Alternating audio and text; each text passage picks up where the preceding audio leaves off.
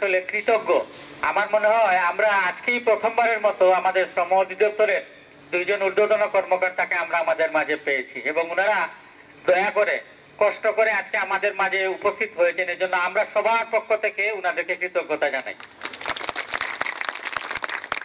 আজকে ওনারা যে সহযোগিতা আমাদের প্রতি করেছেন বা আমাদের প্রতি যে আন্তরিকতা দেখিয়ে আমাদের মাঝে উপস্থিত হয়েছেন, আমরা আশা করব যে আমাদের যে নির্বাচন, এই নির্বাচনকে অবাধ, সুষ্ঠু, নিরপেক্ষ এবং সবার কাছে গ্রহণযোগ্য করার ক্ষেত্রে ওনাদের সহযোগিতা, ওনাদের দিক নির্দেশনা আমাদের প্রয়োজন আছে এবং আমরা এটা ওনাদের কাছ থেকে সবসময় পাবো, এই আশা আমরা ওনাদের কাছে রাখি। আজকের এই সভায় ওনারা উপস্থিত হয়েছেন, এর জন্য ওনাদের প্রতি আমরা কৃতজ্ঞতা জানাই। আর আমি সভাপতি সাহেবকে অনুরোধ করবো যে ওনারা ব্যস্ত মানুষ, ওনারা এসেছেন, ওনাদেরকে আমরা আশা করছিলাম যে ওনারা হয়তো শেষ পর্যন্ত আমাদের সাথে থাকবেন, কিন্তু ওনাদের অফিসে আবার যেতে হবে, অফিসে আবার কাজকর্ম আছে, তো এই কারণে ওনাদেরকে চলে যেতে হচ্ছে।